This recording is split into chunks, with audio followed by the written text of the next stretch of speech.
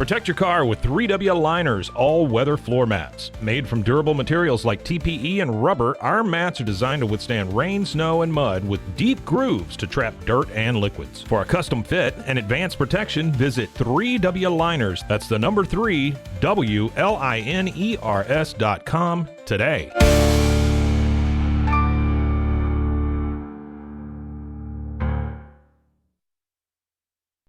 Relax with Hemp Delicious. Organically grown hemp, massively blended with delicious organic herbs, responsibly sourced for their holistic benefits.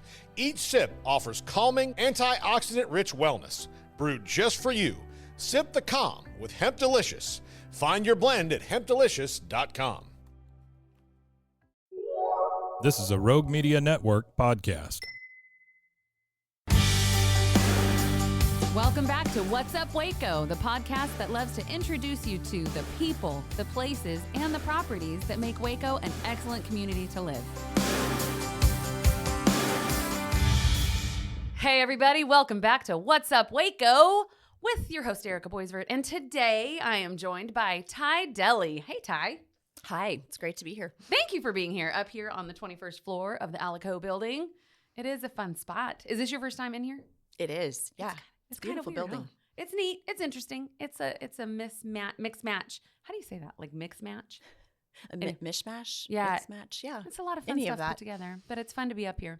So we are here today to talk about, it's not, I don't want to say business. I like how you call it a mission, Unbridled Equine Program. Yes. And so tell me a little bit about Unbridled, and then we'll get into kind of the backstory and all the good things. Great. Yeah, so Unbridled is an equine therapy program, and our focus is really on individuals who've experienced life conflicts or trauma. Okay.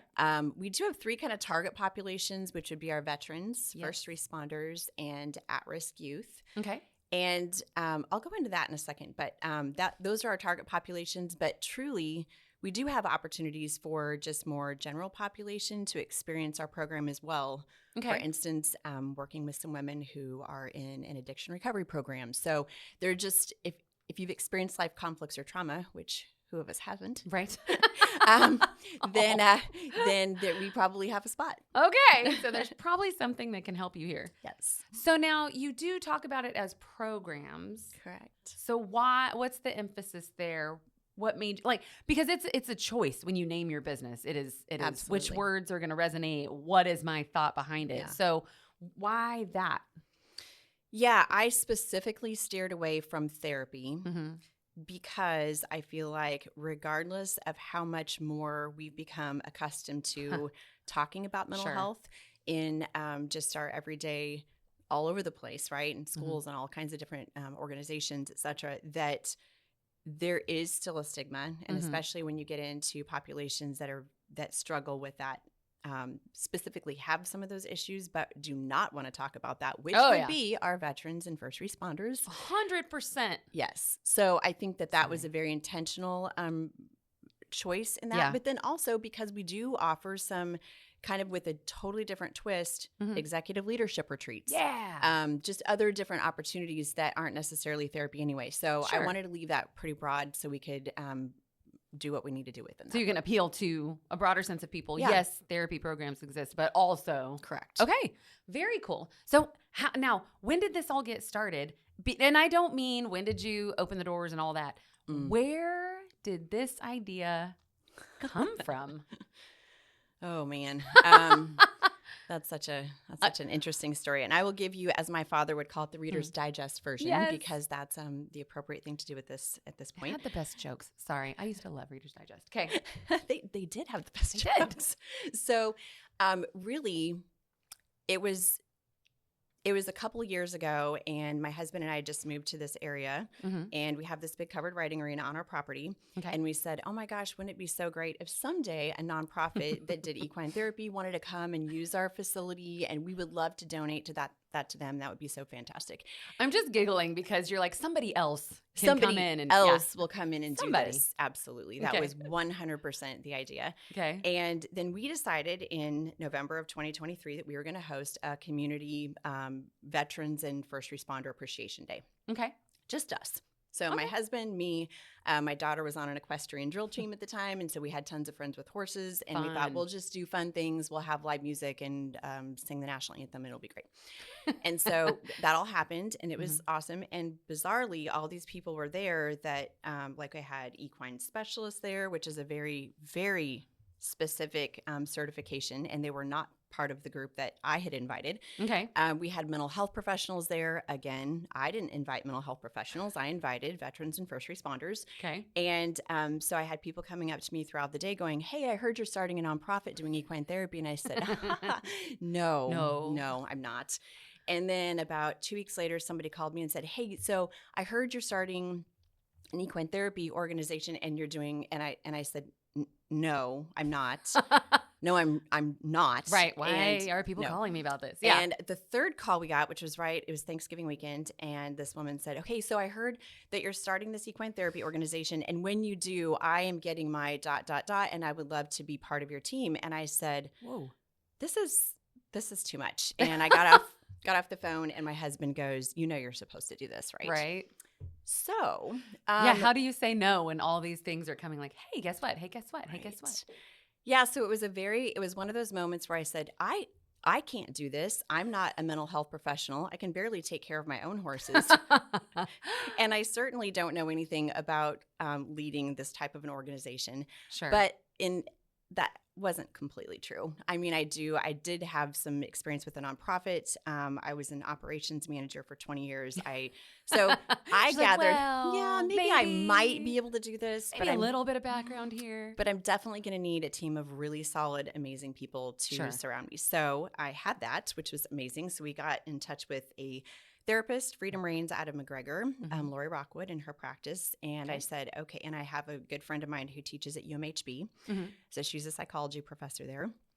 And I said, okay, guys, let's talk about what this looks like. I said, here's my problem. And not that there's anything wrong with this for the most part, but I don't want this to be something where people just come and they come over and over and over and over and over again. And they just keep showing up and we just keep letting them pet ponies. And that's when they feel good. Like, right.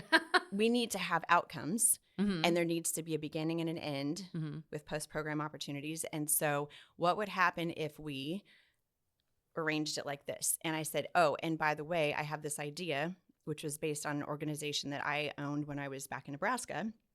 And I had to start talking about purpose. So how do people have purpose? What does that look like? What are the components of purpose? And so again, my history was in strengths. So the Gallup-Clifton Strengths Assessment was something I was super familiar with. And I said, if people understand their strengths and they have a value system that is wrapped around their strengths and their life, and then they have something that they're passionate about. And when I say passion, I have to stop on that word for a second because I do not mean like, oh my gosh, I love to shop and I'm passionate about clothes and I'm passionate about travel. I'm talking about something that we care about so much that we're willing to give up, suffer for that cause or whatever it is we're passionate about. So for instance, athletes, they give up a lot of things and they have to work their tails off in order to get that.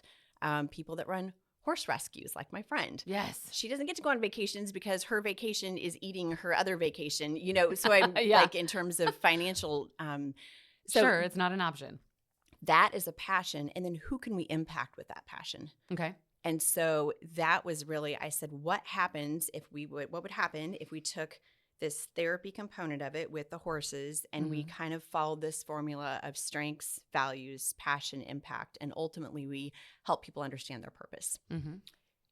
And bizarrely, they said, I think that's a great idea. I said, are you sure? Bizarrely. It is. Well, look at this. We said, we're going to try it and we'll see what happens. And so we did. And I think thus far that it has been very successful in the sense that the outcomes that we said we wanted to achieve, I am very much an outcomes-based person. So I wanted to know pre-program, this is where these people are at. We're asking these questions, which we can actually impact outcomes. And then we're going to post-program ask the same questions with pretty remarkable results. So I'm such a data geek. Like my boss at one lunch was like, "Are you an engineer?" And I was like, I work for you. I'm a real estate agent. He was like, okay, but like in your other life? No. But so that's one of the things that I love about you is that you are also very data driven and kind of geek out on the numbers. And you say outcome driven, and it's very hard to quantify kind of a purpose or a direction. But you've figured out a way to quantify and put it in like a number, like a data driven outcome. This is what it looks like because these things were implemented and here we go. Right. So what does that look like? I know you ask questions, but how do you evaluate that? So again, we put together these very specific objectives. And so we had our 4 sessions that we host. The program is 4 sessions long. Okay. And it's strengths. Then it's a whole session on your brain and how does your brain function when you're in fight, flight, or freeze? What are regulating techniques that you have? How can you gain regulating techniques? And then we have a whole session on values, passion, impact. And then the final one's on purpose. So we said, okay, what are our objectives in that? And how can we, and maybe it's a good time to talk about this, is people go, okay, where do the horses fit in? Yeah. What are we talking about here? It sounds like a classroom. It is a classroom, so it's partly classroom. Right.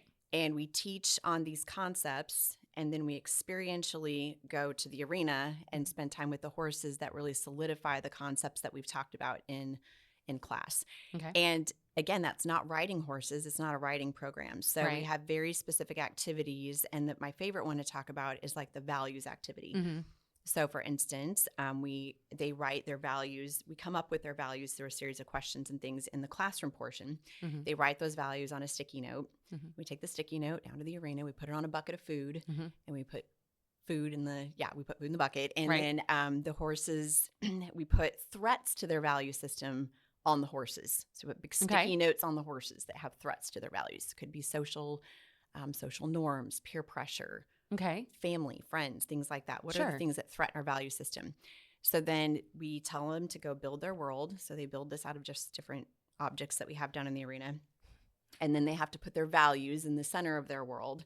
And then we turn the horses loose. Well, the horses know absolutely what's in that bucket. What's in the bucket, for sure. So they are headed for the food, right? And it's their job to protect their values, which of course is this bucket of food. Oh gosh. So it gets very interesting at that point. And you have some people that at all costs will do that. You have some people who literally like practically throw the bucket in the air and run. Yeah, just have it. Yeah, and they got to go. And so then the therapist's job is to just to start to draw those parallels to their own lives. Okay. So what happens when you have actual threats to your values in your own life? Do you have a tendency to do what you did in this scenario? Is this always your reaction? Or is this different? And it truly doesn't matter. I mean, that's where people start to go, oh. And I think that talk therapy is so good for so many reasons, but sometimes it's not enough. Sure. And so this way they can experientially kind of start to come to those conclusions without having to sit and talk that out. Well, and it builds like a visceral connection, I would think. That's a whole different way to feel your body react to something. Yes. So, yeah. And that's a great point too, because the body is where trauma is stored. So if you think about how we have ever learned anything we've ever learned in our lives is through our 5 senses. Yep. Right? So when we have those, that's a sensory type of thing that we've input. Our trauma is also coming in through those sensory things. Yeah. Our vision, our hearing, our touch, all those things. Smell, Smell, all that. So then how do we talk through this sensory thing that our body is storing? It sometimes requires using our whole body in tandem with the horses too. And they have this very unique ability to pull that out of people. So they're prey animals, right? You know this, you have horses. We do. So they're prey animals. So they're like, this is getting scary. This is uncomfortable. Something's getting ready to go down. Like, I got to get out of here. And so they are instantaneously reflecting what is happening in somebody's, with their emotions, their body. They can feel your heartbeat from 4 feet away, because that is how they know it's time. We got to get out of here. So that is also a great opportunity for them to be reflective of that person and their emotions. And then they get to experience that. I think that's something people don't realize about horses. Like how herds are connected. They pick up on each other's heartbeats, and they are just constantly aware. Absolutely. I've never thought about that with equine therapy, but how that plays into it. Right. Very cool. So people can see, oh, if the horse is reacting like that, it's because I'm feeling like that. Oh, my heart is racing. Yes. And that horse is getting nervous. Yeah. Yeah. And so it's drawing those kind of those conclusions and those parallels between our emotions and the horses, and they get to see that. So, back to your question about the outcomes. So we're measuring all those things, right? I mean, some of our questions are, I know my talents or strengths. My strengths have a positive impact on myself and my relationships. Okay. When I'm down, I confidently focus on my strengths to pick myself up. I know how to regulate my emotions. So those are the questions that we're pre-asking. And then at the end of the program, we're going back and re-asking those same exact questions. So are they in kind of like, having taken a couple assessments in my day, are they in the agree, kind of agree, neutral, kind of disagree, completely disagree format like that? It's a 5-point Likert scale. Okay. Yep, exactly. Yep. Okay. You got it. But that's the fancy way to say it. I don't know all that. That's that Gallup thing coming back. That's in me that after coaching. 20 years. So it is so we're asking those questions on a 5-point scale, and then we're re-asking those same exact questions at the end of that, and being able to measure those outcomes and say, okay, if we're not impacting that, then we've got to figure out what do we need to do better to impact that, or we are impacting that. How do we continue to build on that and do what we're doing? And some of those increases have been, significant. Like I said, I know how to regulate my emotions, a 57% increase. Wow. Between pre-program and post. Okay. So I think while we will continue to refine and do things that make the program better, I think we're on the right track. And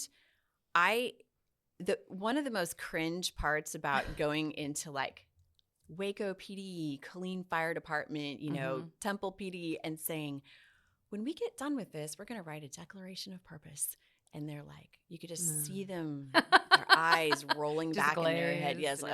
Here's another one of those, blah, blah. Foo-foo things. And so I had to really wrestle with that and say, well, then why are we talking about purpose? I get it. I know why it's important to have a purpose. Sure.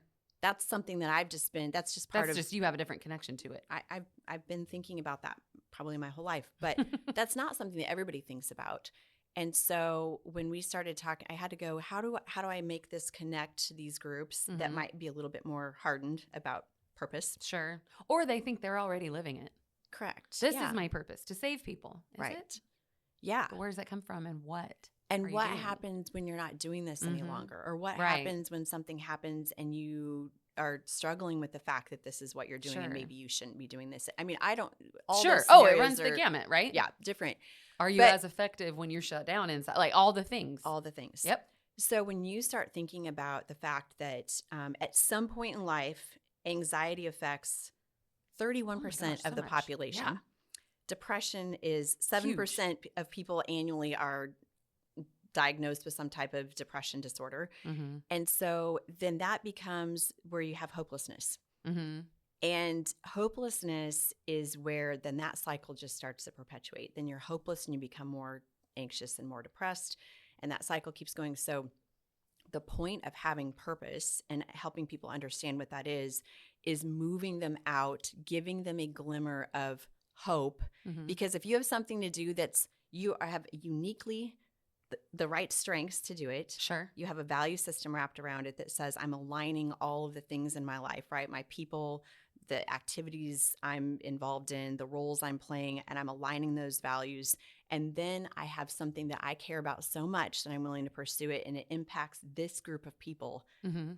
That gives you purpose. Okay. And at that point, when you have purpose, how do you camp out in hopelessness when you know you have something that you're uniquely designed to do? Sure. It goes back to goals and motivation too, in a very limiting kind of thought, but something that's super relatable, right? Yeah. That's where people are like, if you have something to look forward to, then there's always that light at the end of the tunnel. But when you don't, you kind of stay in that deep, dark place. Right. So then you help people analyze this in themselves, find their purpose. You're helping people find the light at the end of the tunnel. It all began with a simple idea, cutting handles off old ski sticks to create better pull-up bars. This sparked the creation of the revolutionary Angles 90 handles. After testing over 70 prototypes with 300 athletes, our patented handles were launched in 2018. We continue to push the boundaries of strength training. Join us in making your training more natural and effective. Visit angles90.com to learn more and revolutionize your workout. At Rolls Rolla, we don't just sell wallpaper, we create cohesive, cozy spaces. Our deep understanding of design means every pattern, color, and texture is carefully chosen to complement your home. Plus, we use advanced technology and water-based inks for vibrant, eco-friendly prints, ensuring a healthier environment. Visit rollsrolla.com to transform your space today. That's ROLLSROLLA.com today.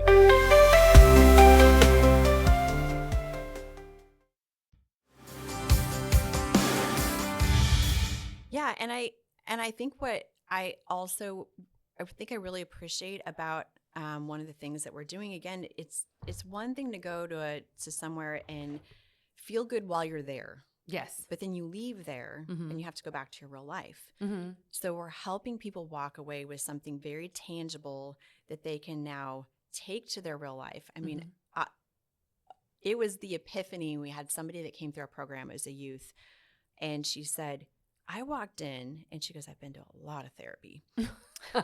I'm like, oh, yeah.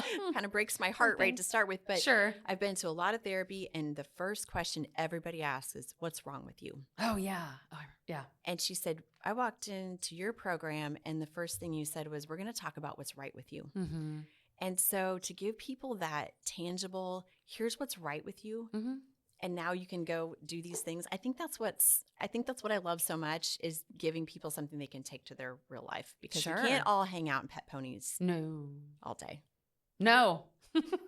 We have some, and I can't do that all I day. know. So, life's away. Yeah. But I love that. And I remember you told me that story of her. And, but it's so true, because everybody's like, what's wrong? We're going to fix it. Well, maybe that's not the answer either. Maybe just finding the things that you're good at is what you need to focus on. Or at least giving you that, when I'm focused on what's right with me, it's hard. Now I have something that's so important for me to do that I either have to figure out how I use the story that I have and navigate that to fulfill this purpose, or I'm able to, in spite of some of these things that I have that I'm struggling with, I have something that's causing me to want to get out of bed every day. Yeah. And that was her story, right? Like she framed her declaration of purpose. Well, we gave it to him in a frame, and then she had it hanging above her bed. And she said, every morning I wake up and I look at that and I know that there's something so important that I need to do, that I've got to keep going, regardless of how I feel when I wake up. Right. Wow. Which is amazing. It is amazing, because it's so easy to just be like, forget it. I'm going to put the covers over my head and forget it. I'm just going to be right here. Yeah. And it's easy to do what you know and what you're comfortable with, right? And you kind of help people get out of that comfort box, right? Right. So this is all very cool. So break down the program for me as far as who's doing what within the program. So you are sharing about it and cheerleading and project managing. Yes. So I'm the executive director, so I get to wear all the hats right now, which is super fun. Yeah. But I think it's sweet that you said right now. Right now. Yeah. Cause we're not staying there. We're not staying there. But I teach on the strengths component of things. That is my history, and that's what I bring to the actual program. Okay. So I'll back up. So it's 4 weeks, and I think I mentioned that earlier. So it's 3 hours for 4 weeks in a row. Okay. And every week, again, is focused on one of those different aspects of that purpose. And so I teach the classroom component of that with Debbie, who is the professor at UMHB. Okay. And so she's a psychology professor there, marriage and family counselor as well. So we co-teach that's strengths is really my day. Okay. Debbie is definitely the brain day when we talk about fight, flight, or freeze and regulating and things like that. And then we kind of co-teach the passions, impact, values, and we definitely both do the declaration of purpose. And then we're co-teaching the classroom part of stuff, which is usually about an hour or so of that 3 hours. Okay. And then we have Lori's group, Freedom Reigns, and some other mental health professionals that we'll be working with. And that group and also our equine specialists who are uniquely there to – the equine specialist job is kind of cool. Like they actually have probably the best job of all of us because they get to draw the parallels between the people and the horses. Okay. So the therapist's job is to draw the parallels between like life and what's happening in those kind of scenarios. Okay. And the equine specialist is like, did you see what the horse did here? Why do you think that the horse did that? So they get to do some really cool things like that. So yeah, that's the team is me doing strengths, Debbie doing a lot of the brain stuff. We teach the classroom, and then the therapist and the equine specialist are there to do all the arena and horse related activities. Nice. Okay. And then it's a 4-week program for all of them, or what about the leadership program? Can you talk about that a little bit? Yeah, that would be, we would do a 2-day, which we're working on some of those right now. Sure. Those would be a 2-day leadership retreat. And so it would be, 5 to 6 hours, 2 days in a row. And then that would be, again, similar content, but focused on more of that leadership aspect. Team building and leading and things. Okay. Right. Very cool. And then, so tell me, I know you kind of touched on, but when you do go into Killeen FD or Waco PD, how has, and now that you've had some of those people go through the program, now how do they look at you when you come in? Oh gosh. Are they still like, oh gosh, yeah, Ty, not again? No, I love this story. It's my favorite story. Okay. So, we know the fire chief in Killeen. He's actually on our board. Okay. And so he told a couple of his his deputy chiefs, hey, I need you to go through this program. The peer support specialists said they would be able to like navigate, hey, this is going to be a great program, a fit for somebody who is struggling and needs help. So, one of the guys came and I mean, gosh, it's just exactly what you would expect. He walked in, his sunglasses are on, he's like arms crossed. And I said, hey, it's great to see you. And I will definitely not say his name here because I wouldn't out him like that. I said, it's great to see you. And he's like kind of, growled at me sort of in a nice way. And I said, so you volunteered to come? And he said, I was voluntold. No. And I said, okay. Whoa. And so over the course of that 4-week program, though, that like right when that program ended, we had our community day event this year that was official, like an official community day event for Unbridled. And he brought his wife and he was like, and this is Big Red and he's my favorite because he's broken, kind of like me. And he was just so excited to be there. And I do think that was a pretty transforming experience for him. Sure. And I think that has been the experience of some of the, veteran and first responders specifically as they come and then it's like, oh, it wasn't as awful as kind of cool. Be. Yeah. I took my medicine and I'm fine now. Yeah, that's right. No, I love that because I think, and now he is, he can speak to it and have this great experience to share with people. So that just eases that when it is time for somebody to come check it out. Right? Yeah. And we do, so that's a group. That's a group setting. Those are usually 8 in a group of like people that would come through the program together. Okay. And I think it's important to note too that we aren't ever asking them what happened to you. Sure. And that's so important. Yep. They can share as much as they want to share, but that is not the place for that specifically. Sure. And so that's not the purpose of what you're doing. No, you're like getting beyond that. But we do have post-program opportunities for them to work one-on-one with a therapist or in a small group doing equine therapy. Mm-hmm. So there are opportunities to dig deeper into that. So like I said, I would say our program is a little bit of a cross between therapy and learning, kind of a growth and learning program. Okay. I would say we're kind of cross between that with our structured program, but then our post-program opportunities can kind of take different paths. Which I like. I like that you have post-program opportunities, other ways to get involved, and the follow-up and just looking at outcomes. Right. That's all it's very intentional. Yeah. It's not just go play with horses. Right. You're hoping for people to find something and take something away from this. Yeah. And then if they have questions, they can come back to you Absolutely. after and dig deeper if they need to. Right. That's so neat. I love it. So Unbridled is growing. It is. And one of the things that help things grow, whether we like to talk about it or not, is, there's not a money tree that you found out there by the arena. I did not. You did not. No. So you are kind of dependent upon donors and sponsors, or how is that working out? Yeah, that's right. So it is a fee-based program. So if people have the ability to pay, there is a cost associated with that program. But, in a lot of cases, maybe our first responders are funded because they're coming in through, like I said, like a Waco PD or Clean Fire. They've got different opportunities like that.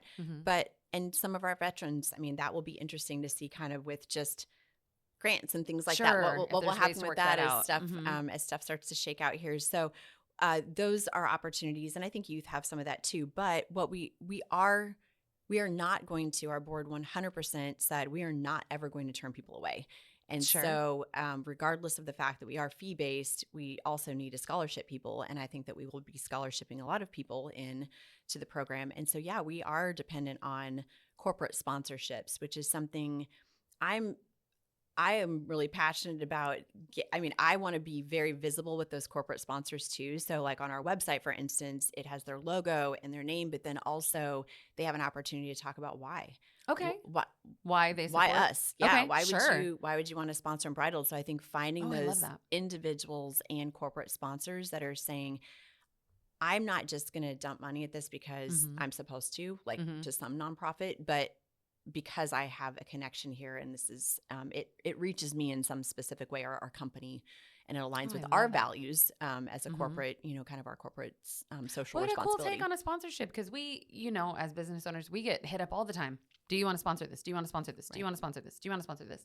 So what a nice way to be like, yes, I do, and here's why. Right. And it helps people learn about their business too. Yeah, because then if instead people of are slapping a logo on something. Yeah, because then when people come and they see that, then I don't know. I definitely one of those people that if I see that an organization sponsors something that I care about, I'm going to go shop there. Sure, I'm going to find opportunities. I want to learn more about this business. Yeah, I'm going to find opportunities to put that into my life. So I think we're trying to really make sure that we have that there's a purpose and an opportunity for that business to shine too. Yeah, no, I like that. It's a lot different. Very cool. Okay, so money makes the world go round. It is what it is. We've touched on it. If you feel led, somebody listening, how can they reach out, learn more about Unbridled? What would be the best place to connect with you? Definitely on our website. Okay. So Unbridled, UNBRIDLED, TX.org. So unbridledtx.org. And there's a give button on there. There's opportunities to reach out to me, especially if you wanted to do, if we are talking corporate sponsorship and there's bigger numbers, I would love the opportunity to sit down and just talk through our sponsorship package. What does that all include? Okay. And just really build that relationship. And so there's a lot of, that's not just, okay, you gave us money, pat you on the head, thanks. But we're going to be constantly reaching back out saying, hey, here's some of the things that are happening in the program. And I just want to let you know that from an outcomes perspective, from a testimonial perspective, nice. These are the people we're impacting and how your money is being, used to follow up. I love it. Yeah. So you let people know that they're having an impact. Absolutely. That's great. Do you need sponsors for like community day that you're putting on annually now? Yes, that is. Yeah. Now that we have our community day established. Yes. So we have, we have a community day sponsor opportunity. We've got an arena sponsor, an opportunity there. And so that would be, big giant banners hanging around the arena all year long. So and you invite them, I'm guessing, to come out and enjoy the day and meet the people and all the things. And one of the things too that we offered as a benefit of our corporate sponsorships at a certain level is the ability to go through the program. Oh yeah, fun. And so kind of in that executive leadership vein, it would be something like that, but we would get a group of people that would kind of all fall into that same category and say, okay, we're going to do a 2-day leadership retreat, and corporate sponsors at X level and above, then you can join us for that. Nice. I love that. So you're just bringing everybody together and making it all work. You're sure trying. Sure trying. And humble. I love it. When you check out at the pharmacy, you see the journey from idea to medicine, thanks to our intellectual property system, or IP for short. IP safeguards inventions, like a new way to prevent seizures or lower cholesterol. And IP supports competition from other brands, then lower cost generics, which are 90% of prescriptions filled in the U.S. Innovation, competition, lower costs, thanks to IP. Learn more at phrma.org/IP works wonders. exclusively on ESPN Plus. UFC 313, Saturday. Reigning light heavyweight champion Alex Pereira defends his title against number 1 contender Magomed Ankalaev, and an explosive lightweight bout between Justin Gaethje and Rafael Fiziev. UFC 313, Saturday at 10 p.m. Eastern. Buy it on ESPNplus.com/PPV.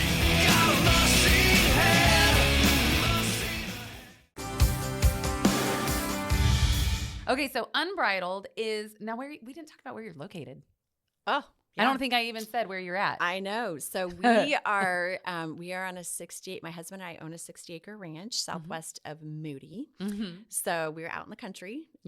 It's pretty out there. It is pretty out there. Yeah, we've got a great view of SpaceX. So popular. Yay! No, I don't mind that one bit. I think it's actually really entertaining. So when your house starts to shake, I truly actually everybody goes, "Oh my gosh, didn't you hate that?" I don't. I think it's great. Do you notice it? Oh yeah. Oh, okay. And we can see it. I think maybe that makes it cooler because you can actually see it from where we are.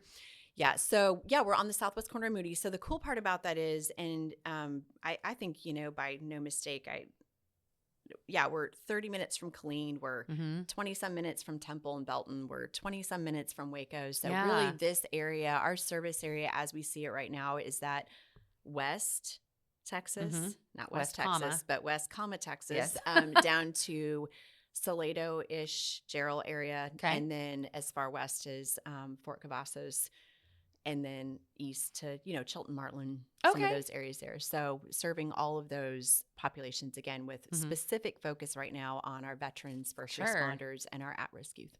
Okay. No, and that's great. What a great location. You are just right in the middle of, you're right there by the fort. And so you have all of the soldier access and then tons of PDs and fire departments and all kinds of people around. Yeah. And then, our kids, man. It doesn't matter where they live. I think life is really hard for them nowadays. It is. And I got challenged at one point about calling them at-risk youth. Really? Because I think some of the newer terminology is underserved. And so that's, it's a nuance in the language. Yeah. But I went back to at-risk, and here's why. Okay. Because we have some kids that have come through the program and are getting ready to come through the program who aren't underserved. Well, and that's what I was thinking. I think at-risk means at risk of you could be in that $1 million house. You can be in that $500 rent a room. You could be our kids, regardless of class or whatever, are at risk. Yes. Depression and anxiety in the teenagers nowadays is horribly high. There is no socioeconomic, racial, etc. barrier that there is no boundary on those. No, there's really issues. Not. Our kids are really, and you remind me though, what is the age that you start? Oh my gosh, that's such a great program great question because one of the things I had a bunch of. I posted it on this Facebook page, and I had a bunch of oh, my daughter's 8. Yeah, we're looking at high school kids. Yes, they've got to be able to process the information that we're putting. And they're at a point then where they are starting to think about what am I going to do next? Oh yeah, what does that look like? Sure. They're talking Not about sure that about purpose. Freshman and sophomore years in high school now. So really, we had a group of middle schoolers that came through, and we decided that if we do that again, we're going to have to radically modify the content. I remember. Oh yeah. The timing, because holy smoke, their that's a whole attention span is all the middle school teachers who listen are now just going, oh yeah. Don't even try that conversation with them. Correct. So yes, for sure, we're looking in that 14 to 18. Yes, is really kind of our target. Okay, our target group. It's very abstract thinking and very above. You got to be able to put some logic and rationale to it. Because when you say that you're passionate about food, I mean, you want to be a chef or no, I love eating food. And I'm like, okay, that really resonates with me, though. I'm like, hold on. Who are you impacting with you eating food? Myself. Okay. All right. That's not. How are you going to take that into the world? Mm-hmm. So we just decided we probably should stick to the high schoolers. Yeah, that's a little bit. I get it. Okay. So 14 to 18 would be your at-risk youth. Absolutely. And I really am. I love that you embraced at-risk and not any other nuance or word or whatever, because they are. Our poor kids are dealing with so much crap out there in the world. Absolutely. I love it. Okay, so right now, ideally, veterans, first responders, at-risk youth, 14 to 18-ish. Yes. But you also have executive leadership programs and other opportunities for people. And then again, we're finding out that some of the areas and groups of people, as I'm in different networking groups, I mean, like I said, I've got a women's inpatient home that is doing recovery stuff right now. And they're like, once they get past 30 days, this would set them up so successfully to move forward with their life and decide what they want to do and who they want to be moving forward. So, I mean, that's, of course, we're going to include people like that. So, I mean, that's a great audience. I can't think of, that's a perfect audience. So, so I think we're very open to other things too. And we'll adjust those. Again, we'll adjust content. We'll adjust whatever we have to do still within those guidelines of the program. You have a focus, but it's not a limited focus. Yes. You're open. Absolutely. Very good. Well, thank you so much. I'm so excited that you came in to talk about Unbridled today. I appreciate you having me. It's a pleasure. Oh, thank you. It's fun, right? It is fun. It is fun. We just chill and talk and tell people about what you do. And I hope that, if you feel moved, that you do go on their website, unbridledtx.org. It'll be in the show notes. Click the link and then click the little give button and it'll make the world go round. So it will. So, all right. Well, I think we touched on everything that you do, got into all the good stuff. Very cool. Well, Waco, that is Unbridled Equine Programs. And that's What's Up, Waco. Have a topic you want to talk about? Do you have questions about Waco, the real estate market, how to sell your house, what to look for when you're buying a home? Send me an email, ericasellstexas@gmail.com. Shoot me a text, 254-447-0180. Happy to chat about it. Find me anywhere you listen to your podcasts or at roguemedianetwork.com.